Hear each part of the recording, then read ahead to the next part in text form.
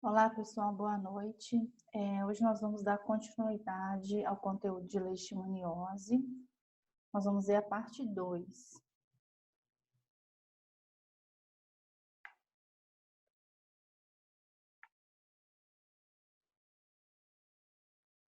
Nessa parte 2, a gente vai falar sobre a leishmaniose visceral americana. Eu não sei se vocês se recordam, mas na aula passada a gente falou da leishmaniose tegumentar, né, que afeta a derme, as mucosas. E na aula de hoje nós vamos falar sobre a leishmaniose visceral americana. Somente para relembrar o ciclo biológico das leishmanias, elas são semelhantes independente da espécie. A gente tem aqui um inseto flebotomínio, né, picando um hospedeiro, sendo esse hospedeiro pode ser alguns tipos de roedores, pode ser o homem, pode ser o cachorro, tá? E no momento da picada, é inserida pela saliva as promastigotas metacíclicas presentes na saliva do mosquito.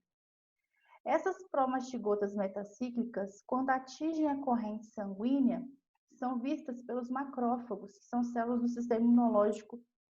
E aqui a gente tem uma resposta imune inata, onde os macrófagos vão fagocitar essas leishmanias na tentativa de destruí-las como faz com qualquer outro micro-organismo estranho. Porém, a leishmania ela possui diversos mecanismos de evasão ao sistema imunológico que permite com que ela sobrevive a todos os mecanismos de destruição dentro do macrófago. E ali, as promastigotas são transformadas em amastigotas. Essas amastigotas elas se multiplicam por divisão binária simples e vivem dentro dessa célula. E quando ela está bastante cheia, essa célula arrebenta, liberando novas células na circulação sanguínea. Caso ocorra um repasse sanguíneo de um flebotomínio, onde ele consegue ingerir as formas amastigotas, essas formas amastigotas vão evoluir dentro do mosquito, até que no final a gente encontra novamente as formas promastigotas na saliva desse inseto. Tá joia? O flebotomínio não é nem certo falar que ele é um mosquito, ele é um tipo de inseto. Então, a gente pode observar que tanto na leishmaniose tegumentar quanto a leishmaniose visceral cutânea, a forma de contato, a forma de contaminação são semelhantes. O que vai diferenciar a leishmaniose visceral para tegumentar é a espécie de leishmania que está causando a doença, tá? A leishmaniose visceral, como o próprio nome diz, ela comete as vísceras, os órgãos internos. E, como ela é uma doença que existe no mundo inteiro, é uma doença extremamente antiga, ela é conhecida como calazar, principalmente nos países asiáticos e indianos, tá? Nessa região, a doença ela é causada por parasitos do complexo Leishmania donovani, tá? Ela também pode ser ocasionada pela Leishmania infanto e a Leishmania chagas ou chagazi, tá? Alguns autores falam que biologicamente a infanto e a chagazi são o mesmo Leishmania, só que como elas foram descobertas em momentos diferentes, acabou que ela teve dois nomes, mas na verdade se trata da mesma espécie. E são essas espécies aqui que são encontradas no território brasileiro, tá? Americano. Ela é uma doença crônica grave, de alta letalidade, se não for tratada. E ela comete, gente, com grande gravidade, crianças. Por isso, desse nome infanto, tá? Ela caracteriza-se por uma febre irregular, de intensidade média e de longa duração. Pode ter esplenomegalia, que é o aumento do baço, acompanhada de sinais, como uma anemia, né, que eu tenho uma baixa de hemoglobina ou uma baixa de hemácias, leucopenia, que é a redução das células brancas, a trombocitopenia, que é a redução do número de plaquetas. Esse número de plaquetas reduzidos está relacionado com o aumento de quadros hemorrágicos, comum na doença. Nós temos uma hipergamaglobulinemia. Gamaglobulinas, se vocês forem recordar nas aulas passadas, nós estamos falando de anticorpos, tá? Então, eu tenho um aumento expressivo do número de anticorpos na doença e uma hipoalbuminemia, que é uma redução, hipo é pouco, albuminemia, redução da albumina, que é uma importante proteína presente na circulação sanguínea. Devido a todos esses sinais que eu falei anteriormente, o paciente apresenta edema, principalmente de membros inferiores, intenso emagrecimento, isso tem a ver com a redução da albumina, e uma debilidade progressiva que contribui para a caquexia, que é esse intenso emagrecimento, né, perda de massa muscular e, por fim, o óbito, tá? Mas também, né, como outras doenças, algumas pessoas podem ser assintomáticas. A transmissão é sempre pela picada do inseto fêmea, Lutzomia longipalpis, que são da subfamília dos flebotomíneos, e existem outras formas especiais, como compartilhamento de seringas para drogas injetáveis, transfusão sanguínea de sangue contaminado, apesar de hoje em dia a gente ter um grande controle sobre isso, e alguns acidentes de laboratórios. Mas até coloquei um tom mais claro aqui para vocês entenderem que não são... É possível, mas não é comum esse tipo de transmissão.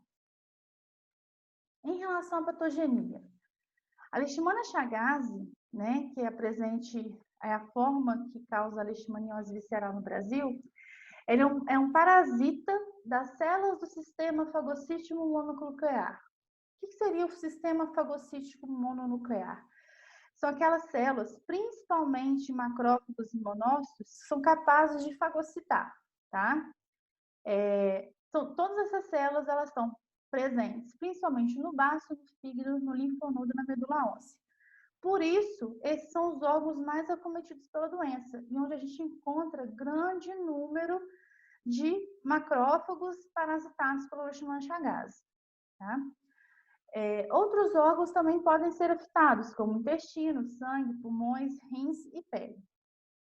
Nas vísceras, né, nesses órgãos, os parasitas induzem uma infiltração de macrófagos não parasitados e outras células. Podem ser disseminados por vasos sanguíneos ou linfáticos e aí alcançar outros órgãos. Para vocês observarem um pouco, né, as principais alterações que esse parasito causa, né, ao hospedar nessas células do sistema fagocítico mononuclear, no baço, quando a gente fala de alteração esplênica, é sempre em relação ao baço. A gente tem uma esplenomegalia, então eu tenho um aumento do baço, megalia, aumento do baço, devido a uma hiperplasia e hipertrofia das células do sistema fagocítico mononuclear. Ou seja, essas células, elas ficam hiperplásicas, hipertróficas, elas ficam grandes. E assim, consequentemente, aumenta o tamanho do órgão. O mesmo acontece no fígado. Quando é no fígado, a gente chama de alterações hepáticas. Tudo que é hepático tem relação com o fígado, tá? E aí causa uma hepatomegalia, aumento do fígado. E, obviamente, se existe uma mudança morfológica no órgão, ele fica com uma disfunção desse órgão, né? A principal alteração nesse órgão é a redução da produção de proteínas, como a albumina. Por isso que o paciente fica com hipoalbuminemia, tá? Que pode levar ao edema dos membros inferiores. Aqui nós temos uma figura, né, que tem demarcadas regiões, ou um aumento desses órgãos, né, a barriga da pessoa, o abdômen da pessoa fica totalmente distendido e endurecido. Pode ocorrer também alterações nos tecidos hematopoéticos. Lembrando que o tecido hematopoético tem muito a ver com a medula óssea, que é onde originam todas as células sanguíneas. Então, existem, né, células do sistema fagocítico mononuclear presentes na medula óssea. Então, existem alterações na medula, tá? Em fases posteriores, com essas alterações, a gente pode ocorrer uma redução da produção celular, ocasionando anemia, leucopenia, que é a redução nas células brancas, e a trombocitopenia, que é a redução no número de plaquetas. Podem ocorrer as mesmas reações nos rins, né? Uma vez que os macrófagos, né, do sistema fagocítico mononuclear renal podem ser afetados, também aumentando a quantidade de albumina na urina. Por quê? Está perdendo albumina e essa albumina sai na urina, isso pode ser detectado, tá? Eu posso ter alterações pulmonares, como a pneumonia, e entre outras, quando envolve outros órgãos, ok? Quadro clínico. O quadro clínico, ele pode ter um desenvolvimento abrupto, ou seja, de uma vez só, ou gradual. Pode ser inicialmente assintomática, ou o quadro pode ir evoluindo para a fase crônica. Na fase aguda, eu posso ter febre alta, palidez, hepatoesplenomegalia discreta. Então, esses sintomas, gente, são muito inespecíficos, né? Antigamente, quando não se tinha muita ideia, muitas pessoas acreditavam que esses sintomas aqui são muito parecidos com os sintomas de malária. Então, às vezes, as pessoas iam achar que o paciente estava com malária, mas, na verdade, estava com outro parasita, né? No caso da leishmania. Na fase crônica ou no calazar clássico, é comum observar uma febre irregular com agravamento dos sintomas, o emagrecimento progressivo, uma desnutrição proteica, caquexia acentuada, mesmo com apetite preservado. Então, a pessoa continua tendo fome, mas o emagrecimento dela é um emagrecimento absurdo. E além de ela ficar muito magra, né, o abdômen fica distendido por causa da hepatoesplenomegalia. Hepato, fígado.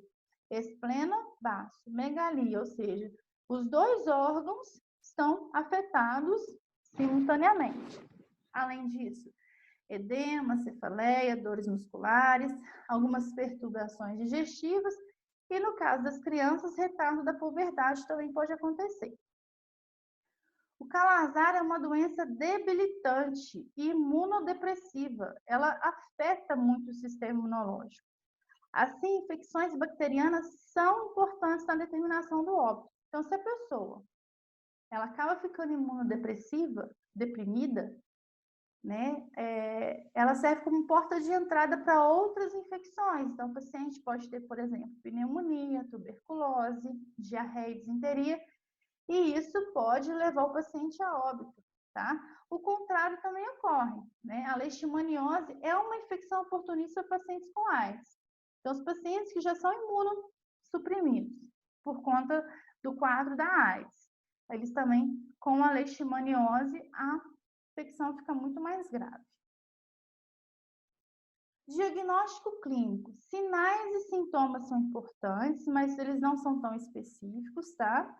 Porque febre irregular, hepatoesplenomegalia, emagrecimento, tá? É importante o histórico de residência em área endêmica. Então, quando o paciente fala que ele veio de uma região específica, né, os médicos já entendem que ele pode estar com sintomas de leishmaniose visceral. Diagnóstico laboratorial, pesquisa do parasito. Pesquisa do parasito é sempre importante o diagnóstico parasitológico.